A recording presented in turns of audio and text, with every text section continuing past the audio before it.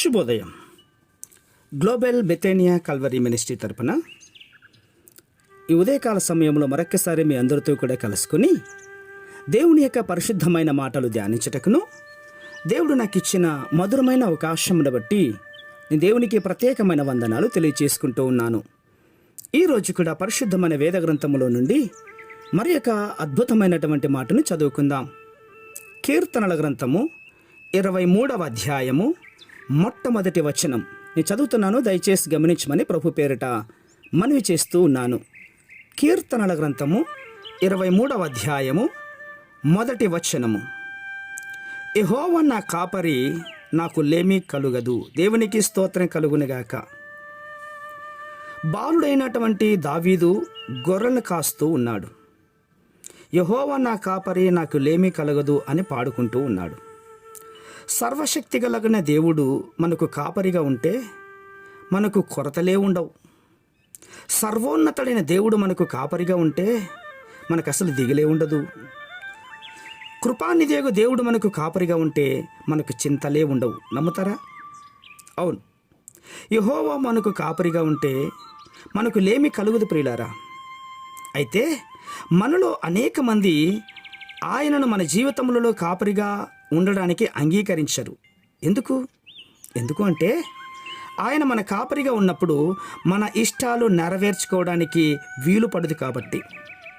మన స్వార్థాన్ని విడిచిపెట్టలేనిదే ప్రభువును కాపరిగా మనము అంగీకరించలేం. అవును, దేవుడు మనకు కాపరిగా ఉండటం మనందరికీ ఇష్టమే. మనకు కొరతలు వచ్చినప్పుడు, భయం కలిగినప్పుడు, ప్రమాదాలు వచ్చినప్పుడు మాత్రమే ఆయన మనకు కాపరిగా ఉండాలని కోరుకుంటూ ఉన్నాం.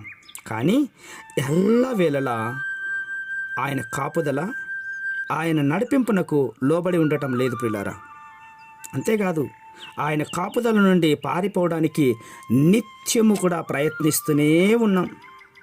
ఏదో ఒక రకంగా కీడు తర్వాత మేలు ఉందని తెలిసి కూడా ఆయన్ని వెంబడించం, ఆయన్ని విశ్వసించం. ఆయన మాటల పట్ల వింటాం కానీ, శ్రద్ధ కలిగి వింటాం కానీ వాటి ద్వారా నడుచుకోవడానికి ఇష్టపడటం లేదు కదా. చాలామంది భక్తులు దేవుని యొక్క నడిపింపుకు లోబడక దూరంగా పారిపోయిన వారు చాలామంది ఉన్నారు. అవును, చాలామంది ఉన్నారు.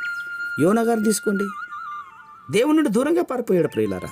తద్వారా ఏం జరిగిందో రేపటి విషయంలో చెప్తాను. ఎందుకంటే ఈరోజు మనం చదువుతున్నటువంటిది కేవలం దావీదు గారి గురించి మాత్రమే ధ్యానిస్తూ ఉన్నాం. ఈ దేవుడు మీకు కాపరిగా ఉన్నాడా? ఆయన మన కాపరిగా ఉన్నప్పుడు మనకి ఏమీ ఉండవు.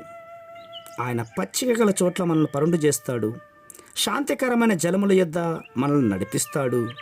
గాఢాంధకారపు లోయలో సంచరించినా కూడా ఏ అపాయము కూడా నీ దగ్గరకు రాకుండా ఆయన కాపాడుతాడు.